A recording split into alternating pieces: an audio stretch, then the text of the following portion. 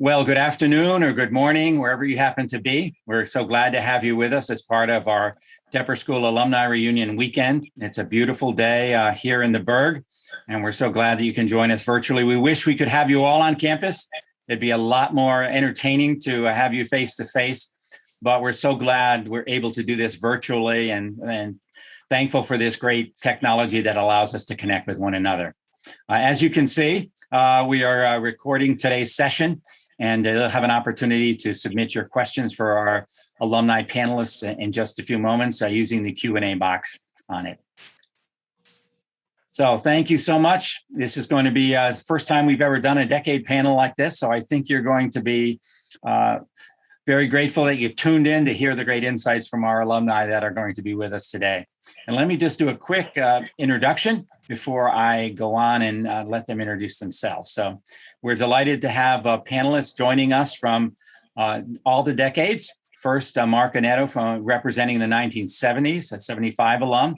We have Paul Wellinger representing the 1980s, and he's from 1986. And PJ Jovikar from the class of 96, representing the 90s. Our moderator and host is going to be Ase Britt. She'll also be representing the 2000s.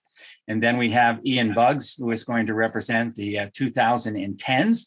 And finally, Alex Gerson, who Alexandria is going to represent our most current students who are part of our reunion weekend. So glad to have them all with us today. And we hope you have your questions, and we hope that you enjoy the opportunity to talk with them and hear their insights from all the years of GSIA and Tepper. So let me hand it over to Ase, who's going to be taking us through and serving as our moderator and also adding her own insights as we go along. Ase? Yeah, thanks, John. I'm so happy to be here today during this decades panel through the decades at Tepper. Just to start us off, you saw the esteemed alumni that we have on board today. I'd love for everyone just to kind of go through quickly and maybe just tell us a little bit more about yourself. What class you're from, where you're located now, and maybe what you're up to, and then we'll dive into some of the questions. So Mark, would you like to start us off? I guess that's the privilege of age to be the first to speak. So I'm the old guy, class of 1975. I am speaking to you from Sun Valley, Idaho, which is a beautiful place to be during these COVID times. And I'm very happy to participate and share what I remember. Imagine that's for me many years ago when I was at GSIA. Great. Thanks, Mark. Paul, how about you? Well, hi, thanks, Ase. This is great to be here today. And I'm Paul Wellinger. I represent the class of 1986 and the decade of the 80s, which seems like 1,000 years ago. When you were talking to us before this call, we were joking about what things have changed since the 80s, and a whole heck of a lot has. So I look forward to talking a little bit about that. But I'm based outside of Cleveland, Ohio, and I'm a vice chairman with Deloitte, and look forward to the dialogue. Great, thank you. PJ. Thank you, everyone. My name is PJ Jovikar. I am from class of 1996, and I represent the decade of the 90s. It seems like when you get into your car and turn on to XM music, you have the decades, 80s, 90s. It just seems like that. But this is our 25th anniversary for our graduation, so very glad about that. I am located in New Jersey. I work in New York City, so I do this, I should say, do this commute from New Jersey to New York, which was a pain, but, last 1 year has been great. I miss the travel, but I do not miss the commute.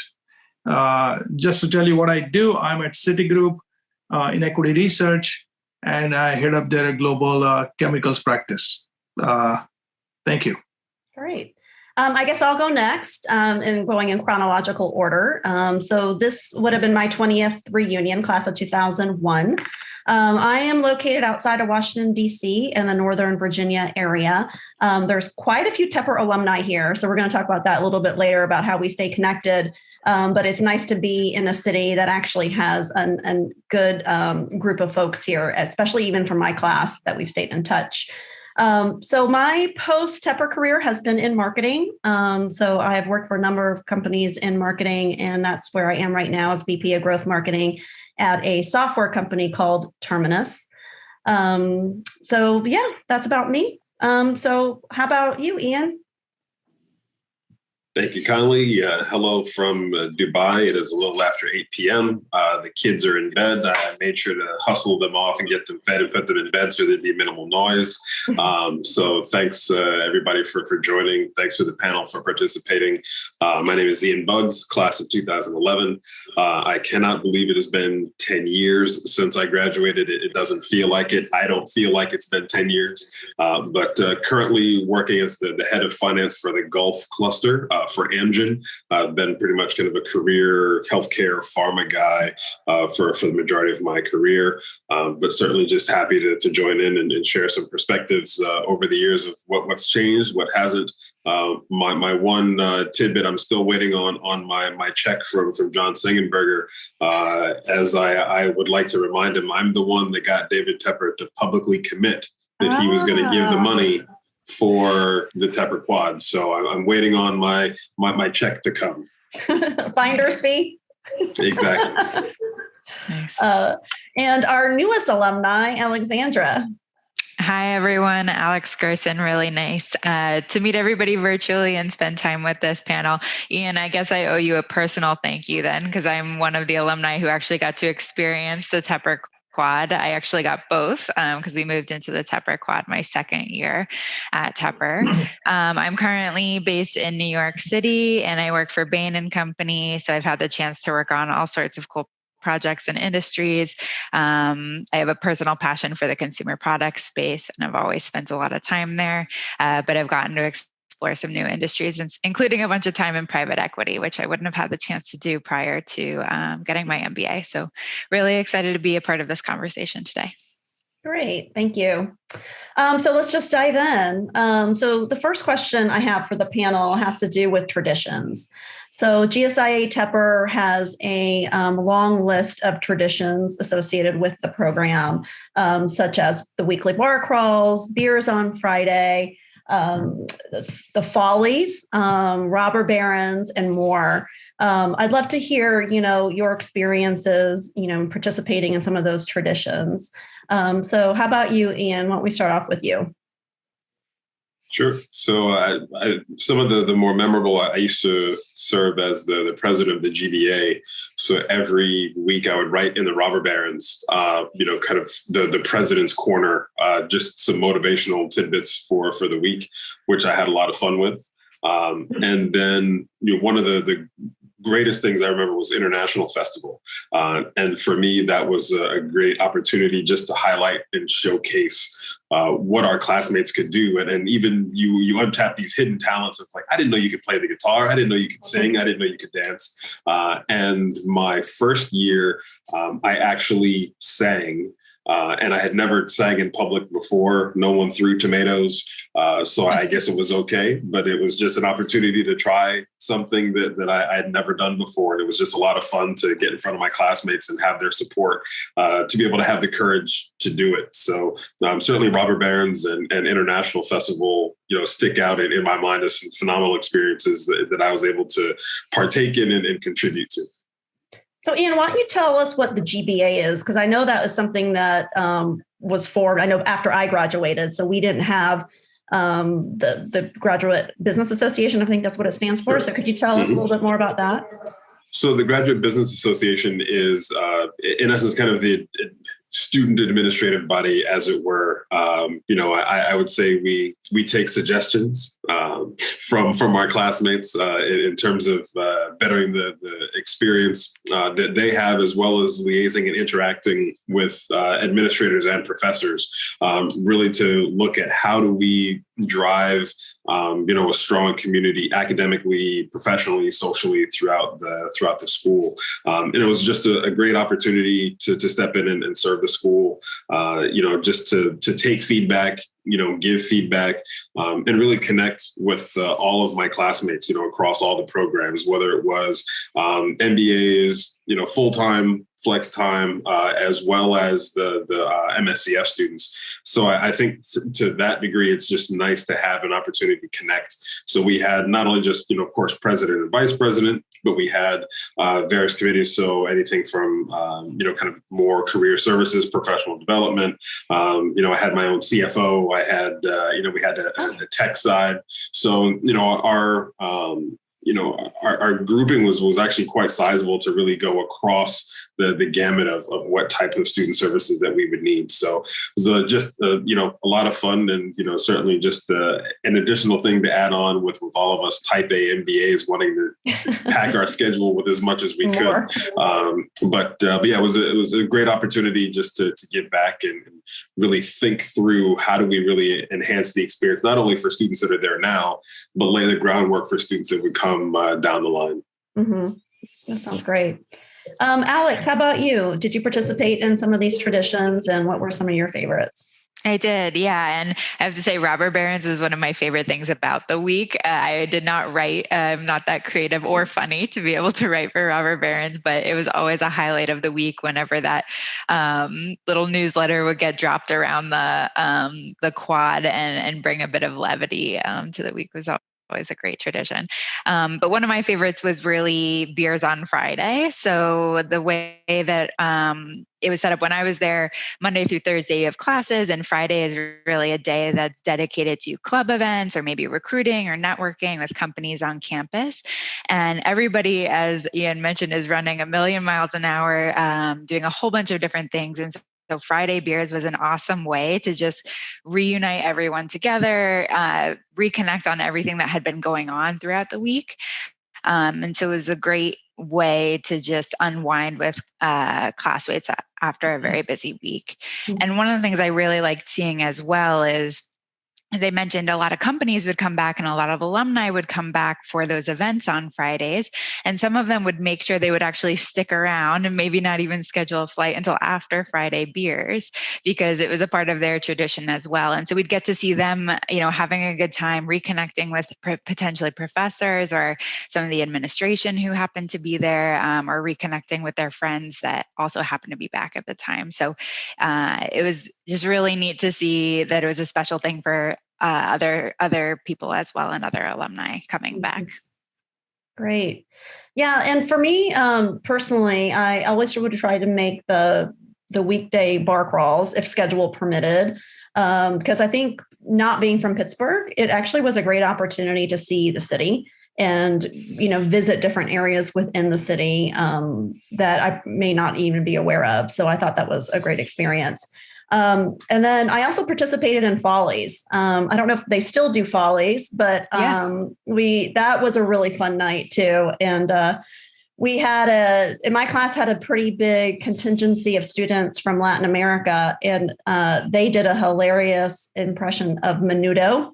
If anybody remembers Menudo, which was this boy band from Puerto Rico, Ricky Martin was in it, and it was hilarious. And so they did a lip sync dance contest, choreographed to that. And then I participated in some of the other female students, and we did a Spice Girls dance and lip sync. So I thought that was a really good time, and I always kind of remember that. And one of my classmates actually shared it. He had recorded it and shared it with the rest of the class. But that was a great memory.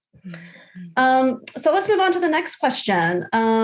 Management game. So for some of us, management game was kind of a capstone project our second year. I recently learned that it's not necessarily required anymore. There's other electives and capstones that you can take in the program now. But when I was there, it definitely was required, and it was quite an experience.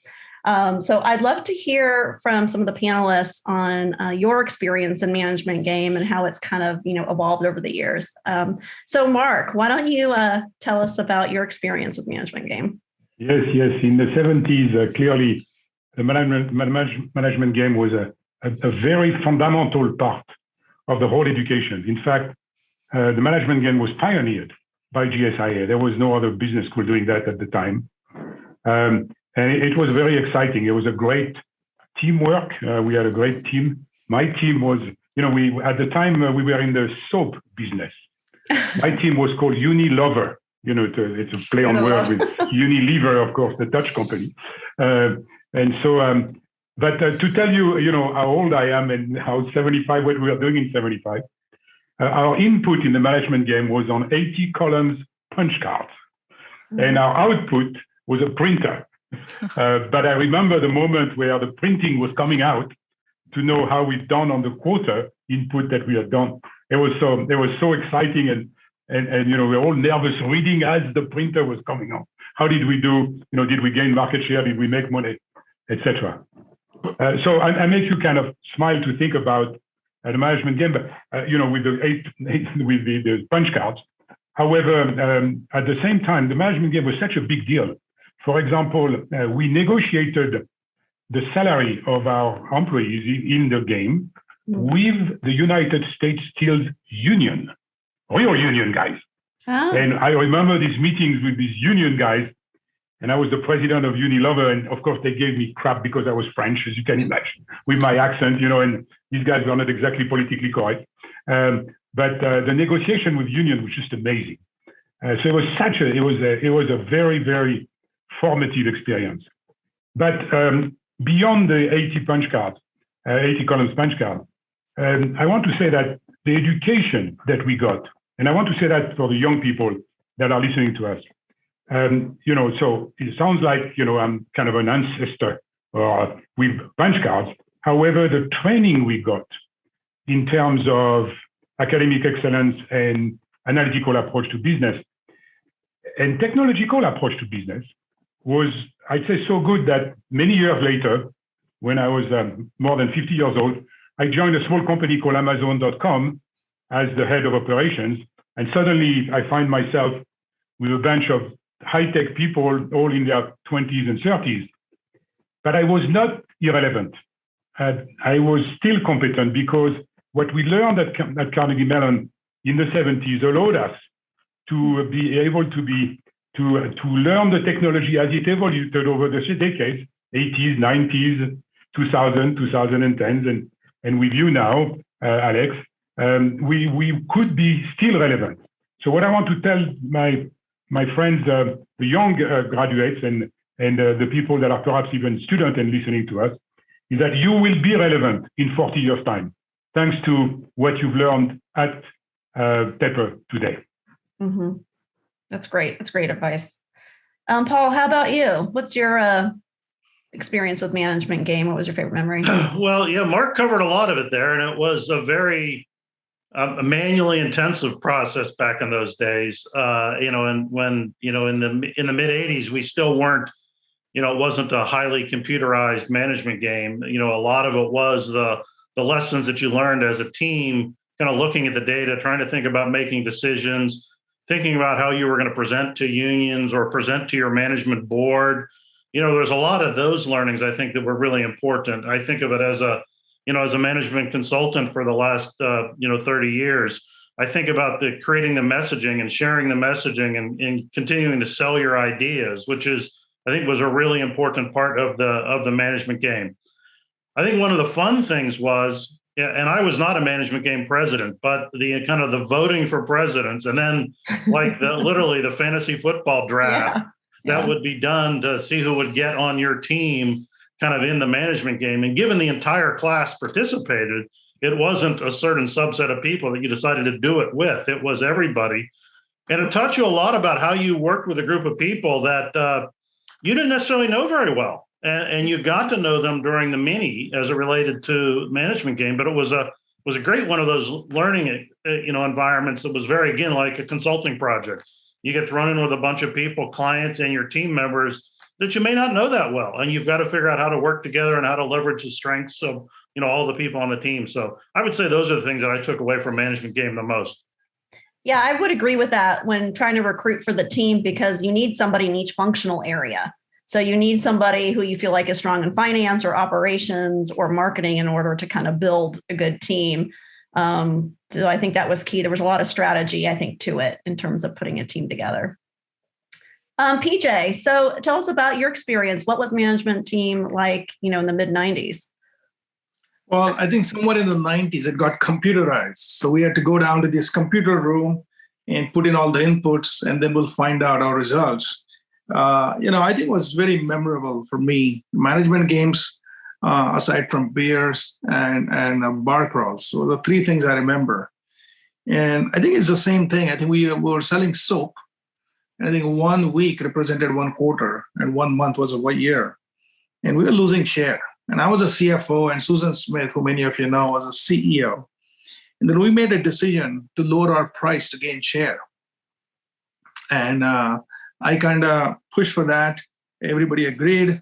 And guess what? We lowered the price, and our market share dropped the next week. Oh, no. So I did not realize soap was such a Plutonomy Veblen good that you drop the price and you lose share. But anyway, I think it was fun doing that as an analyst afterwards for the last couple of decades.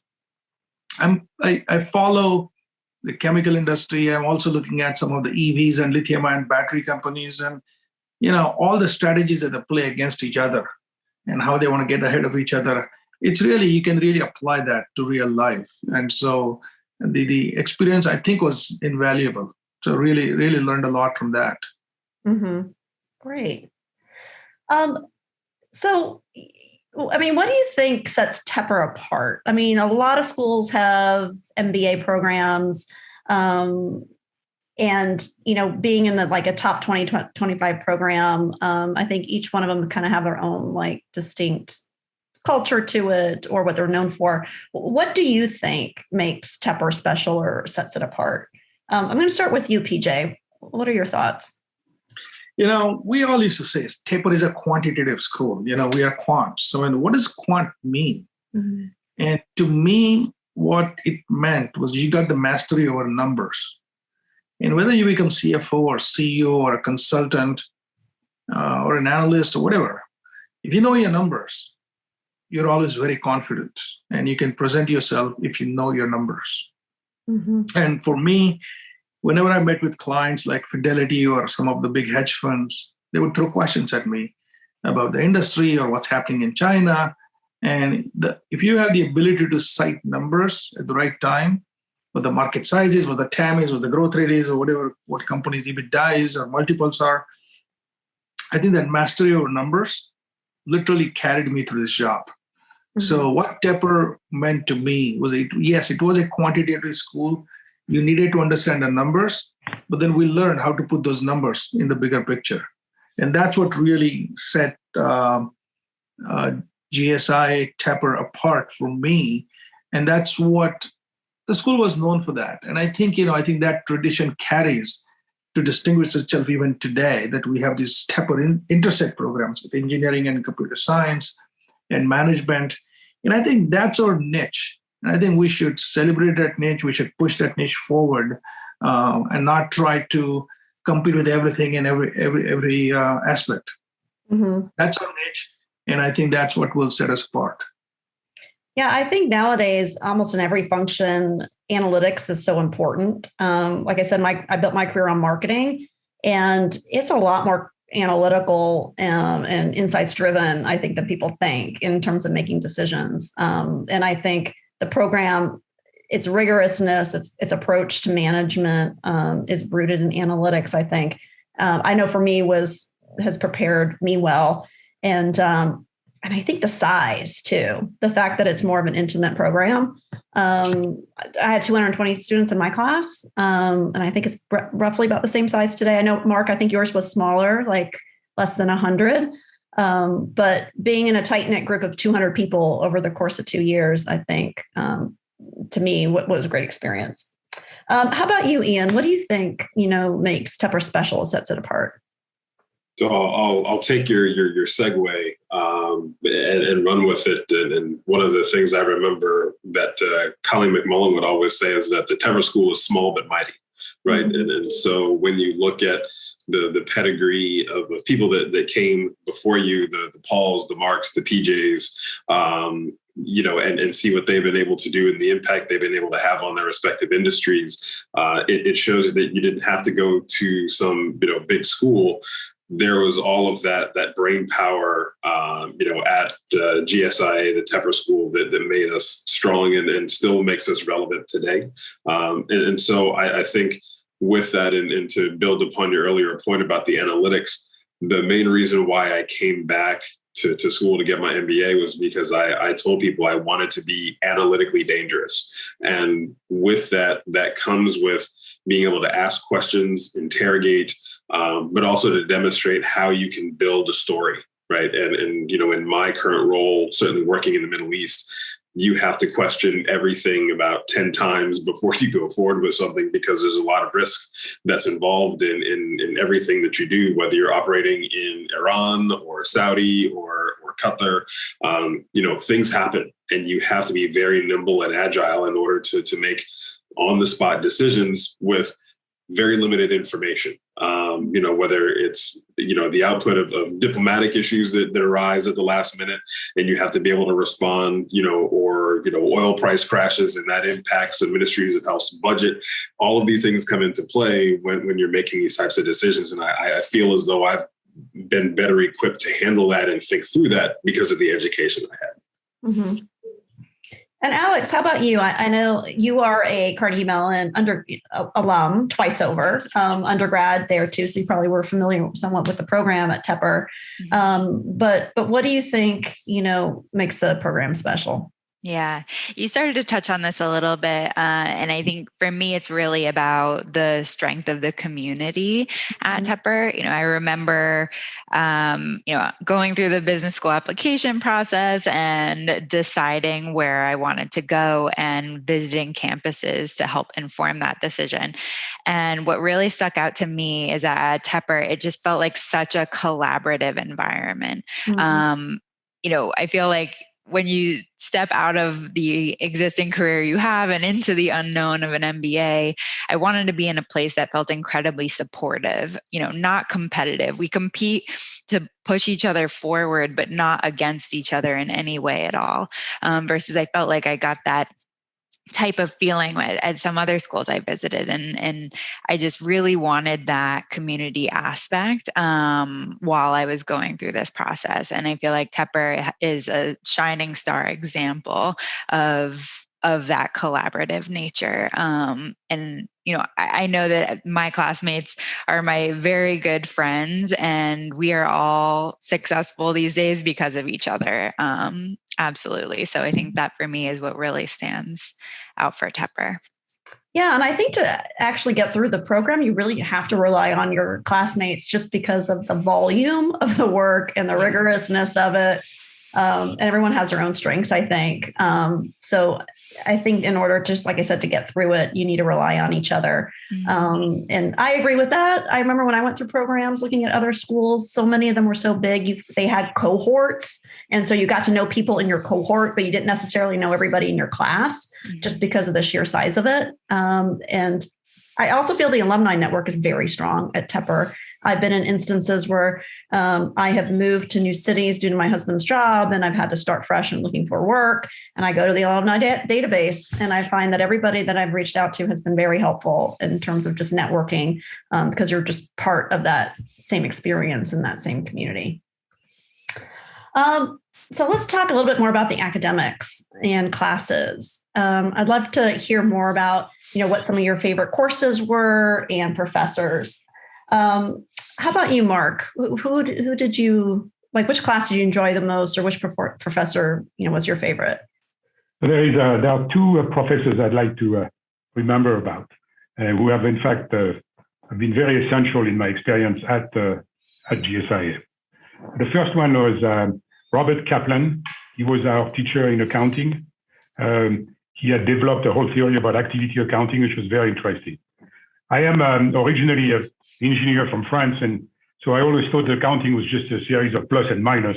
So it must have been so easy compared to what we are really doing in engineering. But in fact, Kaplan opened my mind on how powerful accounting is. It's kind of the way we keep score in business, and it's such an important thing to understand. In fact, to the extent that I think that there is one genius in the world that nobody knows the name of. It's some Italian guy, northern Italy somewhere, a Renaissance time, about 1500 or the late 1400, who invented double entry accounting. Double entry accounting is a genius way of keeping score. And Robert Kaplan opened my eyes on this, and and I always have a lot of respect for him. He was the dean after I left, and then he left CMU. As you know, we send our good guy to try to help the other universities who struggle a little, such as Harvard. So Robert Kaplan became the head of accounting at Harvard for many, many years. The second person that I will remember all my life is a gentleman called Thomas Kerr. He was a teacher at Duquesne Law School, and he was teaching at Carnegie Mellon. He was teaching business ethics. Now, in the 70s, that was new. I mean, the fact that you had to understand how compliance and ethics was very important in your life as a businessman. And Kerr was wonderful. He really drilled that in you. And it's funny because at the beginning, I remember my reflex saying, no, I don't need this. I mean, my parents taught me to be an honest man. But then I realized how important it was in business. And later, in my life, I had a lot of encounter with these issues. And I will always remember Thomas Kerr. He really drilled that into us. And I think that's an essential part of business education. Great. Paul, how about you? Did you have a favorite, professor or class? Well, I will echo what Mark just said. I had Kaplan for activity-based costing, and I had Tom Kerr for business ethics as well. And they were great professors and ones who were definitely instrumental in many, many people's careers.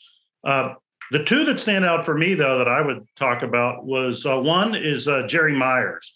He's the retired CEO of American Motors, which only probably Mark and I remember American Motors.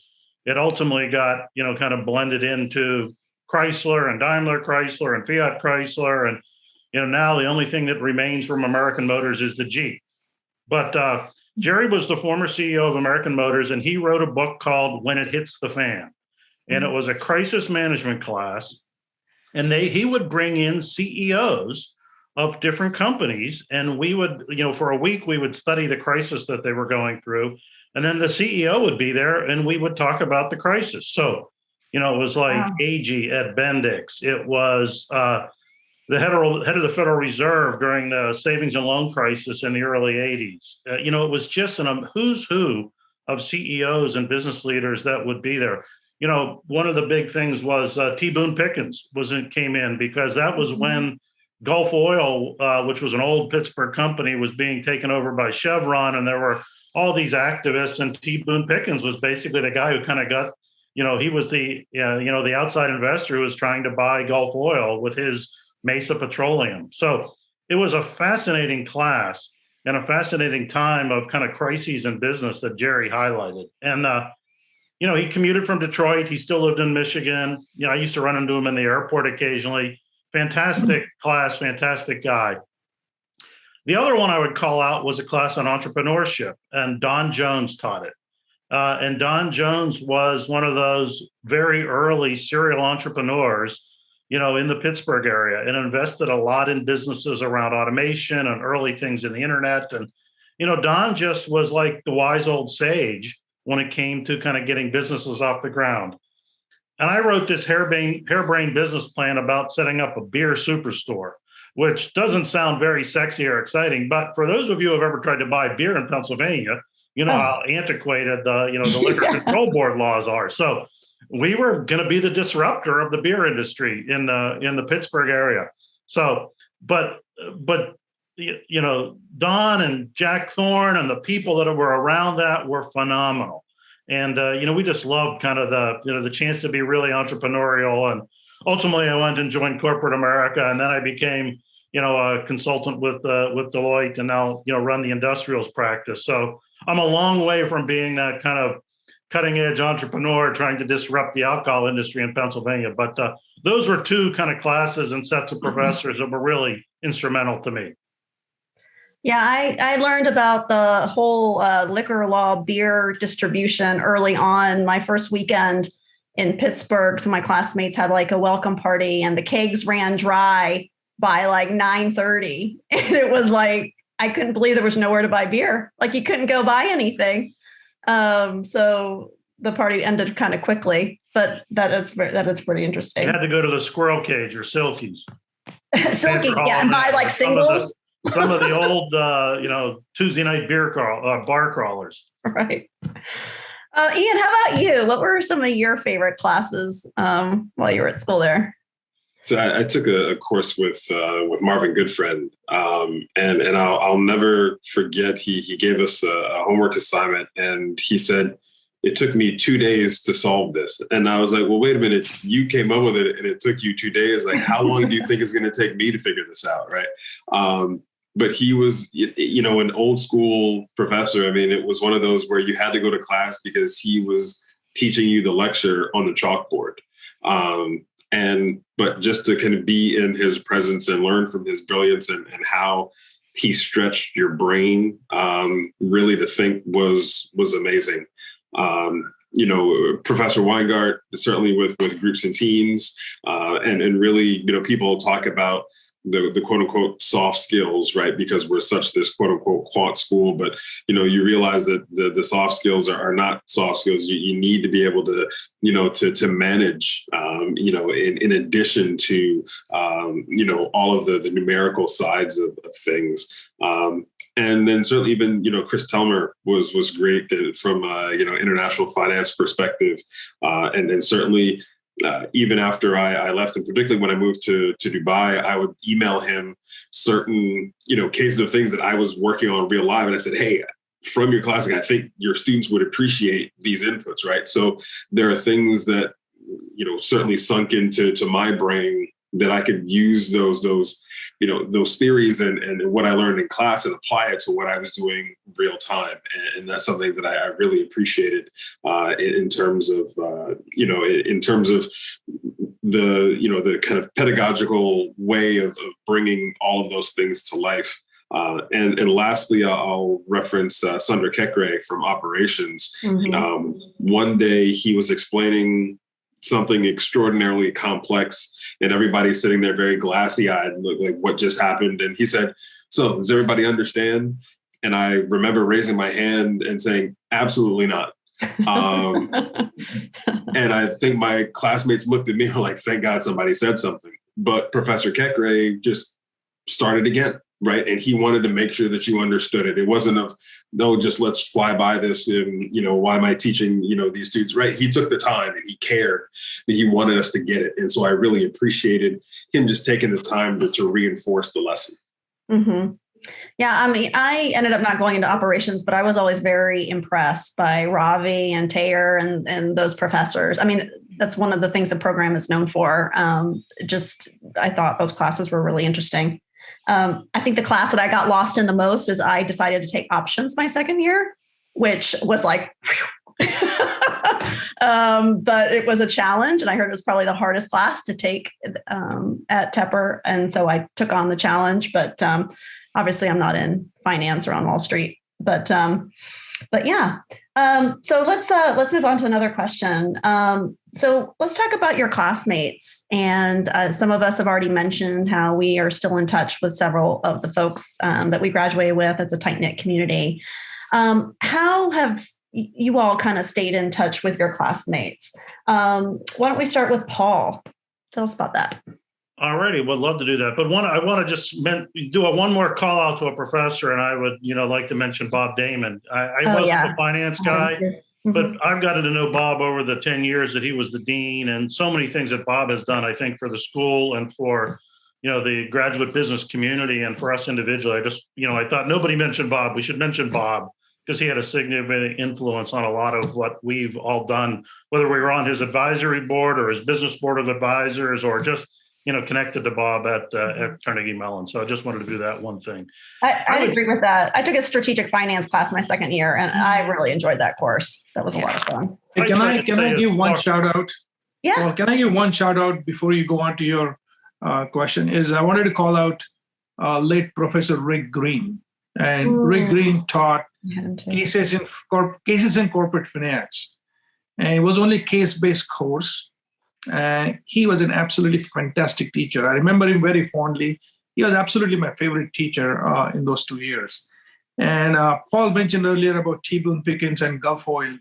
I mean, I think we did 6 cases in that mini. And one of the cases was about Boone Pickens' takeover of Gulf Oil. It made a hostile bid. And the question was, how much should he pay for Gulf Oil in this bid? And so we did a DCF analysis based on all the data that was given and came up with an answer. And he bid a lot more because he wanted some strategic control. But anyway, I just wanted to call out Professor Rick Green. It was a fantastic case study-based course. And I think you learn a lot from these case studies. And I know that more and more schools are creating their own case studies besides just Harvard. But he was absolutely great. And what I learned in that class was really came very handy on Wall Street and how to do these DCFs and what is the real intrinsic value of something. So I really wanted to call him out. But Paul, thank you. Yeah. No, PJ, I think you're so right, though. I mean, we've talked about the community. We've talked about the size of the school. You know, it's those kind of relationships we were able to build with professors, you know, whether it was during the mini or over the years that I think, you know, is so valuable to all of us. And, you know, I'll pivot from kind of that network of professors to the network of classmates and CMU colleagues. And, you know, to me, the people who know me as like, I am the consummate networker. I am the 10,000 LinkedIn connections. I'm the guy who posted during the pandemic with the crazy long hair and, you know, 50,000 people following me. And, you know, I've also been the guy who, you know, in our class of 86 has done a lot of the connecting of the dots. You know, I was the guy who coordinated all the intramural football and basketball and other kind of sports programs. So they nicknamed me Coach, you know, so one of my classmates, John Dombeck, I saw on the line. We were connected last Tuesday night. We did a class of 86 bar crawlers reunion. And, you know, we started connecting the dots, and he's going to be in Cleveland this weekend with his wife, and they're going to kind of join us at our house for, you know, dinner and an evening. So, you know, I've always been the guy who kind of connects with classmates. I was, you know, before the pandemic, I was in Switzerland on business, and one of our classmates, Rolf Nell, is in Zurich. I called up Rolf. We got together. He hosted us. We went skiing for the weekend, and, you know, just connected the dots. So I'm really into kind of the power of the network and the power of connections. So I do that a lot. I also personally have this super long Carnegie Mellon heritage that goes back to the class of 1908, where my great grandfather was a graduate and then later the athletic director at Carnegie Tech for 30 years. And I currently have a niece and a nephew at Carnegie Mellon, and then a nephew who will be an entering freshman next year, for a total of 16 family members who have gone through Carnegie Mellon. So I'm connected to Carnegie Mellon folks in a big way. Wow, that's amazing. PJ, how about you? Have you stayed in touch with some of your classmates? My story is a little opposite of what Paul just said. You know, actually, when I graduated, first 10 years, I wasn't really connected with the school or my friends. I was in touch with a few friends. I wasn't really connected to the whole wide network of friends from school, and definitely was not connected to the school. And I want to thank John Sengenberger for reconnecting me to the school. You know, it was Dean had come. I think it was not Bob Damon, but I think it was Dean Dunn who was at the time, and he had come to New York City to give a presentation, and I was there, and I caught up with John, and John said, "Well, let's go out for dinner." And so it was John and I who went out for dinner in downtown. I remember it was in 2007. And he said, "PJ, I need you to get more involved with the school." And so I said, "Okay." So, and that's how I started getting involved. And he invited me to join the alumni board that I was on with Paul. And then later on, you know, I really connected in New York City because I became the president of New York City chapter for 5 years, which was a lot of work. But at the same time, I had another associate who was from GSI as well, or Tepper, Dan Jester, who helped me do a lot of the hard work. In, you know, the biggest thing in New York City when the dean was coming or Professor Marvin Goodfriend was coming, and we knew we had audience of 50 to 100 people, was to find a free auditorium or a free conference room or a big conference room or something. And then we really literally start dialing around to see, is it UBS, is it Citi, is it Deloitte, is it somebody, you know, who could get us? And I know one time we got Diageo to agree to give us a big room, and we had free drinks. Even better. So anyway, so that's really how I got connected. But my story was I was a late bloomer for Carnegie Mellon, but I'm really glad that I got involved, and was very, very happy to be connected to all of you. Mm-hmm. That's great. Mark, how about you? Are you still in touch with a lot of your classmates? Well, of course, unfortunately, some of them now are in better places up there because, we're beginning to age. But I have a few connections that I've kept. I was part of kind of a European group on my, and we had about 5 or 10 students from Europe at the time. Out of 80, that was quite a lot, much more than today. So I'm still in touch, and particularly with an assistant dean who, Ilkar Baivas, who was our soccer coach, and he was a hell of a tough coach, and I was a useless soccer player. But perhaps like PJ, my best experience in terms of connection, it's thanks to my connection with the school. I joined the BBA 20 years ago now, which seems like an eternity. And thanks to that, I have been active in the school, both active in hiring people and also mentoring people. And that's perhaps the most, as you get older and you lose some of the older friends, you develop new friends, younger friends. And I'm very proud of that. I have about 10 students that kind of use me as a mentor, give me a call once in a while.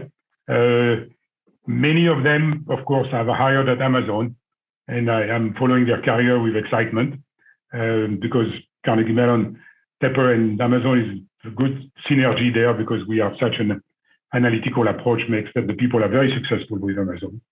So that's kind of the way I've kept in touch through this association with the school, the BBA, which we come twice a year to the school, which is nice.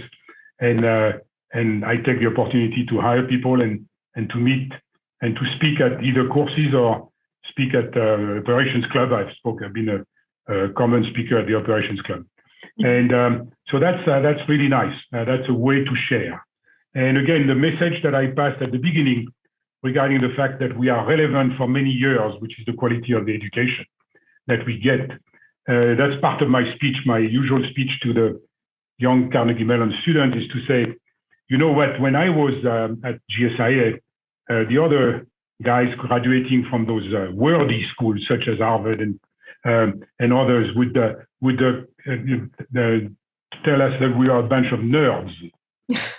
But that's a compliment nowadays. Exactly. I tell the students, you know what? I work for this guy Bezos. He's the nerd of all nerds, but he's also the richest person in the world. So being a nerd is really good news these days. It's very cool, I think, to be a nerd nowadays. I know for my class, I'm still in touch with a lot of folks. It's kind of been nice here in the Washington, D.C. area has a pretty big contingency of Tepper alumni, and especially for my class. Before the pandemic, we would actually try to get together every quarter, happy hour, dinner, or something like that. So that's been pretty nice. But and I think Facebook has helped a lot as well. I've been in a couple instances where I have just been on vacation, and someone I'm connected with from my class sees the picture. This happened to me when we were down in Orlando a few years ago, and we happened to be at Universal Studios, and a friend of mine was like, who lives in Zambia now, was like, we're at Universal Studios today with his family, and we met in Dr. Seuss land, and I hadn't seen him in a number of years and got to meet his kids and all that. So I think it just helps, again, the tightness and the smallness of the community, that at a minimum, you feel like you know just about everybody, and everyone feels so interconnected, and everyone, like you said, is supportive and is like, love to see you, even for a few minutes or a drink, I'm in town. So I think that's been a huge benefit, of the program.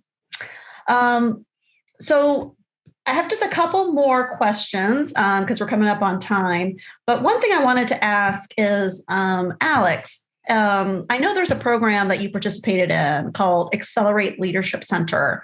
Many of us are not familiar with that. Could you tell us a little bit more about that?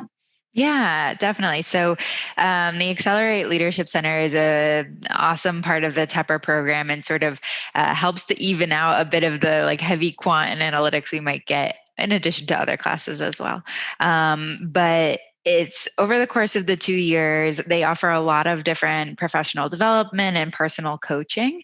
And so that might come in the form of group sessions on empathy or emotional intelligence, one-on-one communication coaching skills, which students can also get involved and help out with as well, and one-on-one leadership coaching. And that's definitely the piece that I feel like I benefited from the most. And so a lot of the coaches there are past executive coaches that have worked with executives in industry and are now a part of the program. And so working with students on anything they might be curious or need help with. And so maybe that's something like having difficult conversations or building executive presence or refining your leadership style.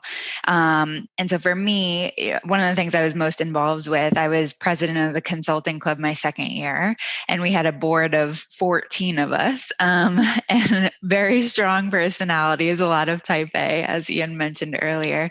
And so it actually was a phenomenal practice round for me of leading a really high functioning team. And so I took that opportunity to get some coaching on what's the best way and what are some best practices of establishing a really high performance team. And we put a lot of those things into practice when starting up our board our second year. And I think it ended up having pretty positive results and ended up being a really awesome experience for all of us on the board. The other piece with Accelerate Leadership Center that's a hallmark of that program is you have the option of joining kind of a formal leadership journey program with some checkpoints along the way. And the final capstone of that is sharing your leadership journey with classmates, and anybody from the school is able to attend. So when I shared my leadership journey, I actually had people from the administration that I was close with joining, as well as students in my class or the class below me that I had mentored along the way.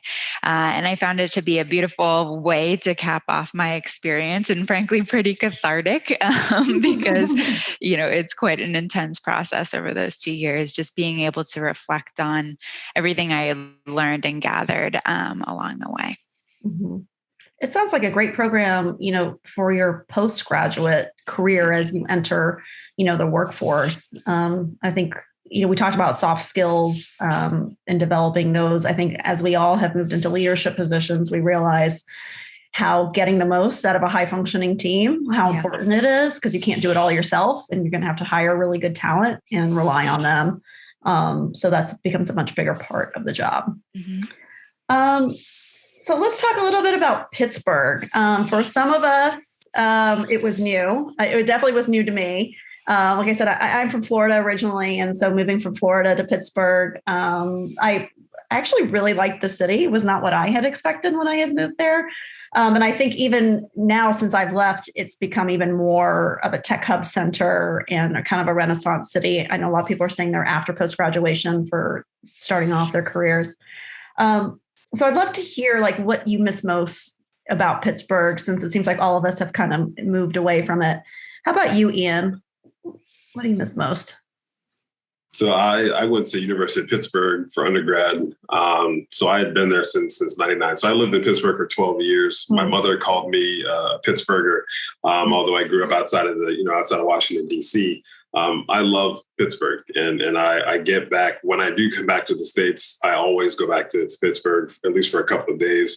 I miss my permane sandwiches. The original hot dog shop for those that went. I miss the O fries, and certainly now the O is no more. I think it was just a great kind of medium-sized city that was easy to navigate, and I think that's what made it nice, because you could still feel like you were in a larger city, but be able to navigate it where you don't feel like you're getting lost in the whole mix. So you could really make the neighborhoods of Pittsburgh your own, and particularly right around campus, right? Whether Squirrel Hill, Oakland, Lawrenceville, and I think to your point, just seeing how Pittsburgh has developed even over the last 10 years, where you've got the Whole Food and the Target, in East Liberty, and you've seen how all of the development has come along. But still, there's still that history and kind of tenure that Pittsburgh has, being having that steel legacy, but showing that they really did reinvent themselves, tech, services, healthcare, to be a very, very strong place to be. So I miss it terribly, but certainly the food continues to, be something that I miss quite often. And when my friends post pictures on Facebook or send me text messages specifically say, "Hey, Ian, I'm at Fatheads," or I'm at, I was like, oh man, I want to get on a plane and get back. But I miss it. I love it and everything that it's done for me, even academically, to prepare me for what I'm able to do today has been awesome. Mm-hmm. Great. How about you, Paul? What are some of the things that you really loved about Pittsburgh? Well, may I add something before, Paul, sure. just to illustrate what Ian said? Because when I came to Pittsburgh, it was still a steel city. Yeah. It was, in fact, a bankrupted steel city because it was the moment where Bethlehem Steel, Allegheny Steel, all went down. And it was a very moving moment. Imagine I moved from Paris to a town which was going bankrupt, which was quite a shock. But at the same time, that warmth of the town existed. So, and I have some unbelievable souvenirs of, the only sport I could afford because I was a poor foreign student was ice hockey. And it was also the only sport I understood because, of course, this American stuff like football, they never use the foot nearly. Baseball, what is that stuff? I mean, nothing happens. So the only sport I could really understand was ice hockey. So because that we play in Europe. So I had the ticket for the Pittsburgh Penguins, a season ticket in the second year. And I was up there, as you can imagine, in the very cheap seat. But all around me were steel workers. Wow. And of course, because half of the guys skating were French or French Canadians, I cheered in French for them. The guys around me, said, "Oh, you're from Montreal." I said, "No, I'm from the real France." And so I became kind of like a friend of all these steelworker guys, and they would invite me in the weekend for barbecue, which is the only decent food, as far as I'm concerned, that you can find in America or in Pittsburgh at the time. The food was terrible, but I'm Frenchman, so we're a bit snoozy on this kind of subject. So they invited me, and it was an absolutely moving moment. So, it was one of these small blue-collar houses somewhere along the Monongahela River. And the guy was, it was a huge party. There was at least 80 people, and it was absolutely moving. He was organizing that party because he knew that on Monday he was going to be fired because the company was going bankrupt. Aww. And this was this unbelievable moment that I literally lived through Pittsburgh, the end of the steel city and the beginning, in fact, thanks to our university of Pittsburgh being a high-tech city today. And so I do remember that. And it was fun for Ian to evocate that. Oh, wow. What a great story. Well, I don't know how Pittsburgh could have been that different from France, Mark, because isn't Pittsburgh referred to as Paris on the Mon? No. Remember, it's Fort Duquesne. It was French originally. Right. Unfortunately, we didn't leave any food recipe here. So when I was born and raised in Pittsburgh and lived there until I was 18 and then went away to college and came back for graduate school. And, for me, it was fun coming back. And it was also a trying time economically with the downturn of the steel industry, the bank consolidation, the other industries leaving town. It was a trying time. But we did get this French-Canadian guy who played hockey. This Lemieux character. this Lemieux character. And he was a rallying cry in the 80s for Pittsburgh sports. And obviously, that's one of the things that I would say I miss about Pittsburgh is the sports. I've been in Cleveland for, 30 plus years, and people always say, "Well, aren't you a Browns fan?" And I said, "Well, every game except when they play Pittsburgh." So I miss the Pittsburgh sports, and I'm just so happy now that we're going to have a rivalry in football between the Browns and the Steelers again, if the Steelers can actually maintain a team, because the Browns are really, really accelerating. So that was always a fun part. And I have a mother still in the South Hills, and we actually go skiing in Western Pennsylvania at Seven Springs every winter. We've got season passes because we have a little house there. So we get back to Pittsburgh a lot, but I miss some of the sports rivalries. Mm-hmm. Yeah. Well, great. Anybody else have anything to add about Pittsburgh before we wrap it up today? Good. All right. Sure. All right. Well, John, I think that probably wraps it up we're hitting right on time here at 1:01. Yeah, thank you all so much. It's been a wonderful afternoon. I've enjoyed all the conversations. And since I know all of you, there's so much more we could say about each of you and the impact that you've had on the school, but you're a great example of active alumni who've made an impact and helped connect your classmates and stayed involved with the school. So we appreciate all that. And two of you are even married to alumni, correct? Yes, we are. Yes, that's right. Yeah, I did not meet my husband at Carnegie Mellon, although he did influence my decision to go there. So he graduated with PJ, class of 96.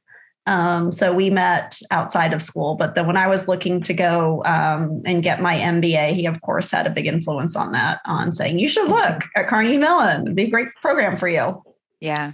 Yeah. And my husband, Gabe, we actually met in undergrad at Carnegie Mellon, and then decided to go back to business school together at Tepper, which you can imagine was quite the experience. But actually, when we first started school, no one knew we were married because we purposefully tried to stay apart and just have a bit of our own experience, which melded together over time.